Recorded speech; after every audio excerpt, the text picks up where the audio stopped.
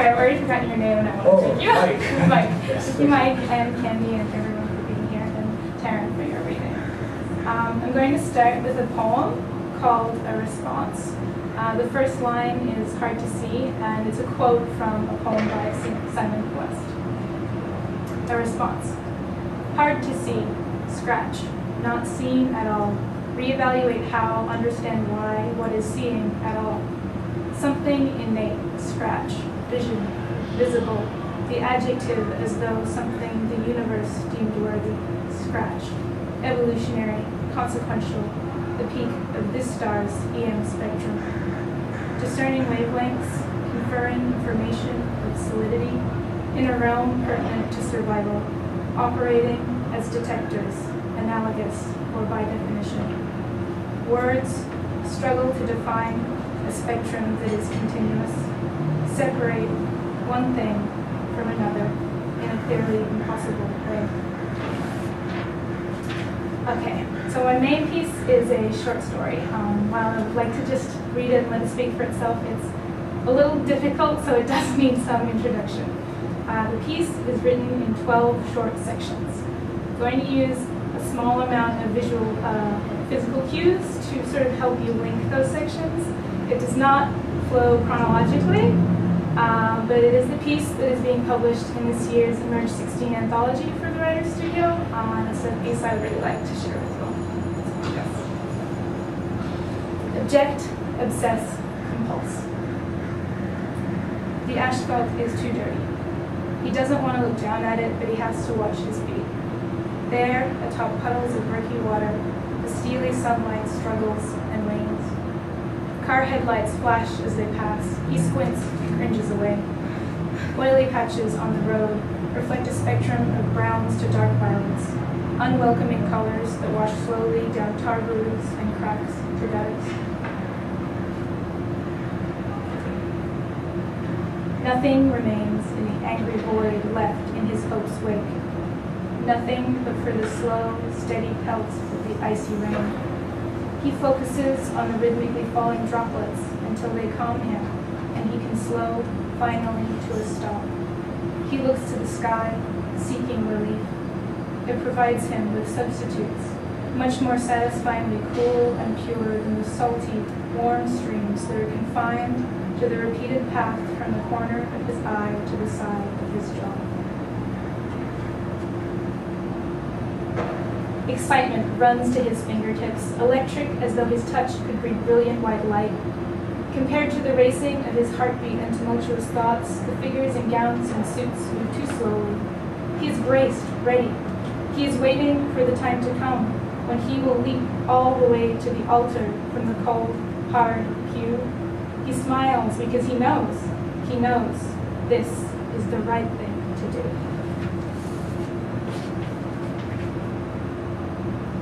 He walks, a solitary figure in military gray trench coat, reaching down to knees and damp shins. He walks in sodden shoes, discomfort displaced so long as every breath is even and counted in sets of 3. Desperate, smothering fingers of cold invade through his old tattered coat and the suit beneath, sink deeper than his skin into his mind and his thoughts until thinking itself is sharp icicles pounding his skull.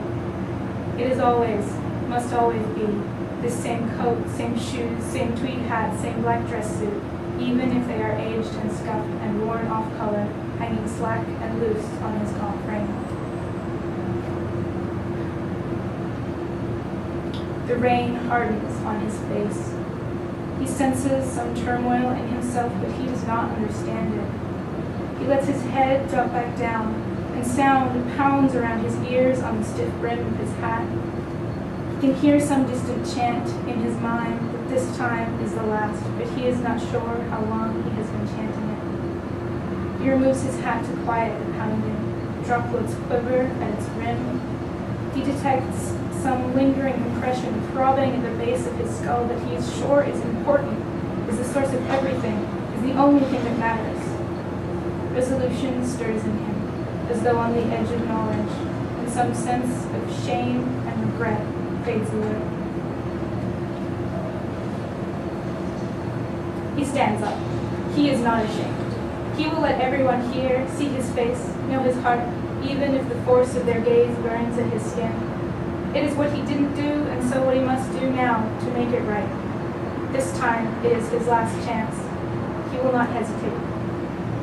His heart is tight with the pressure of unspoken words, their meaning waiting to be realized, to be heard, to be understood. Words that he must rely on when language so often fails him, inadequate. It is all he can use, and so he must offer his words. He has dutifully awaited the appointed time in the ceremony, and will not, cannot, wait any longer.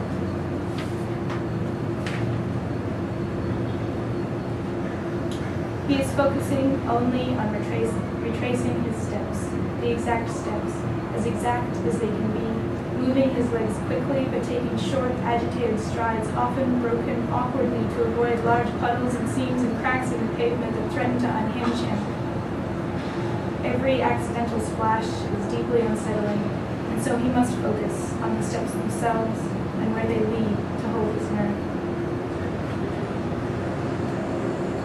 A car veers unexpectedly, too fast out from around the corner. A black Cadillac bedecked in white wedding tape, and for a moment he thinks it will surely lose its grip and hurtle into him. He cowers and shrinks away, clumsily replacing a hat on his head, a new wave of self-conscious shame and regret washing over him, and to disperse it he walks on, unhappy energy powering his forceful movements. The veiled face is not right. He rubs at the heat burning up from beneath his collar, uncomprehending. The energy from moments before deflecting inwards. All around him, their eyes watching. He cannot look at their wrong faces, rubbing harder, his eyes flickering this way, that way, away, failing to make eye contact, to connect. There is nowhere for him to turn, so he drifts away from them. He stands, his joints simply locked into place, but is outside this reality in another time. They whisper, and he hears them and knows that he has failed to explain. They have rejected his words and have rejected him. He is sure that if only he could have expressed it better, they would surely all understand. If they could just accept him, it would make this right at last. But he is already tumbling away from himself, closing himself away from them.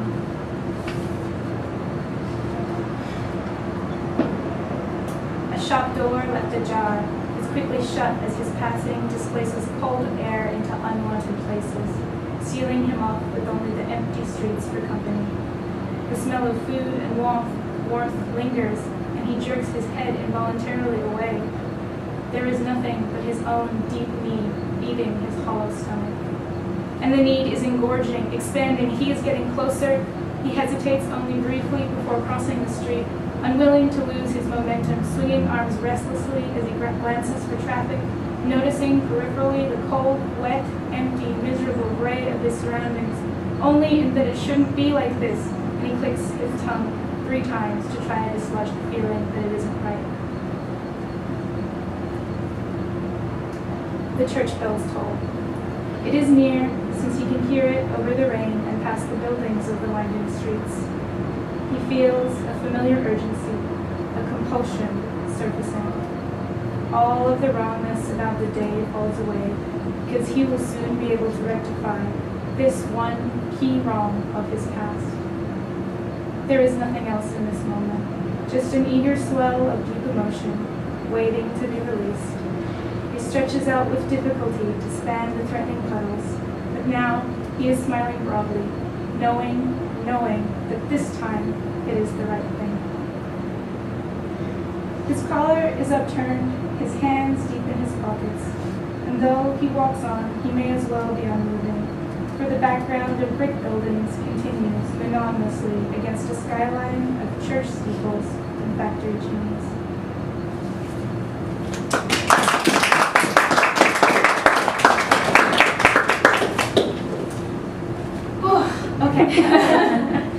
So my creative process. I was sitting there at my computer thinking about how I was going to talk about this and not completely just start navel-gazing, and think of an interesting way to talk about it with you. And what I found is that when I was trying to think of ways to talk about my process, I ended up using my process. So one thing I often do is look at word definitions to prompt my thinking. So these are the ones I found for process. Process, noun, a series of actions or steps taken in order to achieve a particular end. Process, verb, perform a series of mechanical or chemical operations on something in order to change or preserve it. And these two definitions, they actually connected with me in a certain way, because lately I've been feeling like my process is in at least two parts, that of generation and that of editing. And I can kind of match those to the definitions, because there's the series of actions or steps you take in order to find more things to write about, to generate ideas for writing. And that second process, I mean, I could call the operations I perform on a piece, I could call that editing. So now what I'd like to do is use the two pieces that I read as examples of just my generative process. So what steps led me to those written words? Okay. So the earliest draft I can find of Object Obsess Compulse, just the longer piece I read, on my computer is from early April 2009, when I would have been 16. And this is a good time to remind you all, if you write, not to throw away anything old, because you never know when it might come in handy. And I actually remember what made me want to write it. I had a friend of mine who was also like an aspiring writer, and he was working on a novel draft. And the only thing I can remember about it was something to do with one of his characters objecting at a wedding. And I sort of went, I'm not doing anything right now. I could be writing. You know, I was 16. I didn't fill my time with that much stuff. So I used what he said as my own prompt, and it evolved into the question, well, what would it be like if you compulsively objected at weddings? Which is what that piece is about, even if it was a little confusing. So in short, that exploration of prompts and questions is part of my process. And another is what I would call consumption and reaction. So that includes the other piece I read. 2 years ago, I took a class and we studied the book 30 Australian Poets. And I had been pretty poetry starved up until that point. I didn't read any poetry, and so I was really interested and inspired by what I was reading and the things that modern poetry was doing, which I didn't even know about. I found that there were a lot of poetic references to science, and as I mentioned, I have a background, or as my bio mentioned, I have a background in physics, and that particular quote, hard to see, I'm pretty sure that referred to subatomic particles. So I ended up writing that poem and a few more poems just in response to what I was consuming in that class. And I can take a step back and expand that out to pretty much anything that I read, poems, prose, watching movies, studying courses, all of those things. When I'm reading, watching, and observing, and something makes me really feel something, sometimes you just want to capture that in words. You just want to explore that particular take that you as a person have on it, or you might explore what you feel is missing or most interesting about what you're consuming. So those are 3 ways I have gotten more words into my life. I consume, I look for interesting ways to approach prompt questions, and sometimes I just Google definitions. So, because I had definitions at the start, I'm going to end with another one, because it was creative process. I also looked at creativity. So here is a short quote from Wikipedia. Creativity is a phenomenon whereby something new and somehow valuable is formed. The created item may be intangible or a physical object. One definition given by Dr. E. Paul Torrance described it as a process of becoming sensitive to problems, deficiencies, gaps in knowledge, missing elements, disharmonies, and so on, identifying the difficulty, searching for solutions, making guesses, or formulating hypotheses, and finally communicating the results. That's my process. Do I stop questions now or at the end? Whenever you'd like, but talk about something unrelated to writing as well. Don't forget that. Yeah, so I kind of copped out. Okay, and that's fine. I ended up, I was sitting there and I was like, how am I going to talk about something that's not writing to a group of people here to listen to readings? Because I really feel like I didn't want to be that person at the party talking for 20 minutes about their frog encyclopedia collection and no one really cares. So I felt like you're all here because you genuinely are interested in sharing and discussing writing. So I did come up with a hobby, but then I related it back to writing. So the hobby, or the hobbies technically, that I picked were video games and anime. And what I found when I thought about these hobbies is that they both utilize story. And that seems pretty obvious, but I could play guitar, I could dance, I could sew, but these are the things with explicit story elements that I really enjoy doing. And I have used anime in particular to inspire and inform my writing. I feel like there are a lot of things that anime offers that contribute to the way that it really makes me feel strongly by it. Like there are certain scenes, certain moments that they can make you cry, they can really affect you. And I feel like it has a certain visual aesthetic. It is drawn, it is a kind of art, it uses music, and certain animes explore common themes that I find I'm really drawn to. So, something like an opening song can really open up a certain headspace for me. In one fell swoop, it makes me feel all of the associated things from every scene of that anime.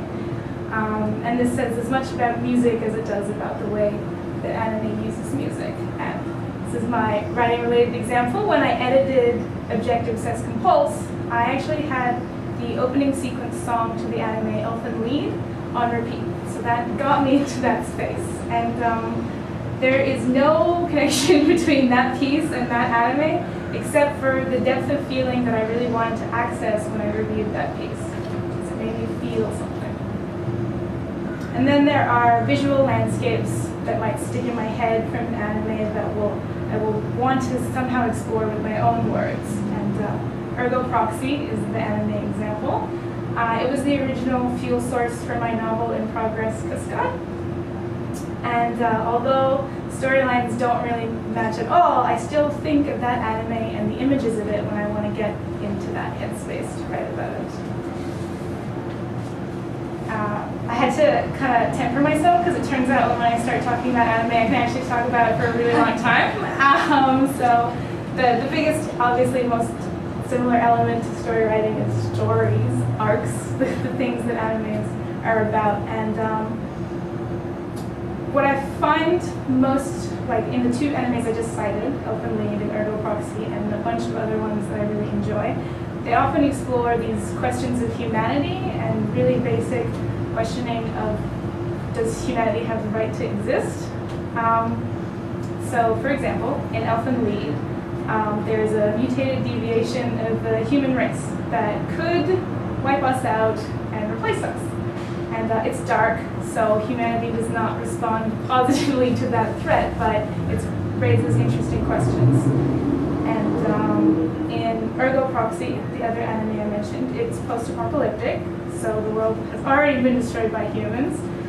There is a way to restore ownership to humanity, but are we worthy of receiving it given we destroyed it in the first place? And one of my favorite questions explored, which I think probably a lot of texts explore in certain ways, is my first anime, Evangelion, Neon Genesis. And it is also quite dark, and given the messed up nature of humanity, what it can do to you, what the characters have gone through, is it still worth living? Is it worth all of humanity existing given the pain and suffering that exists in the world? Is something better than nothing is the ultimate question at the end. So,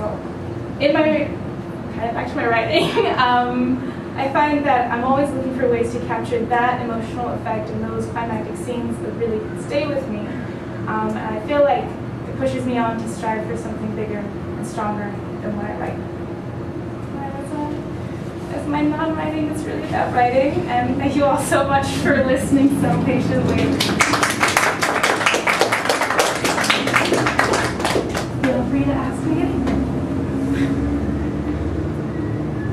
I'm curious about your background in physics.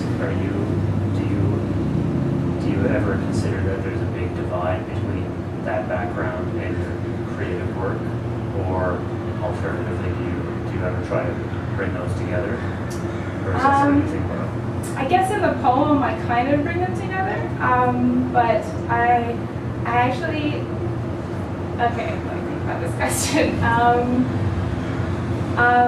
So having a physics background, I get asked if I write sci-fi a lot because you know stuff about how the world works. But what I find most interesting, or what I found most impactful about doing a physics degree, was actually the way that it helps you to understand and form an opinion about the world.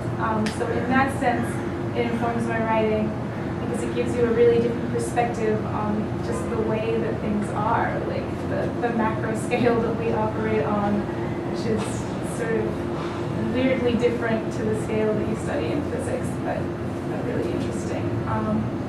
So it's more like it informs my writing in certain ways, but not in like a technological way. Yeah.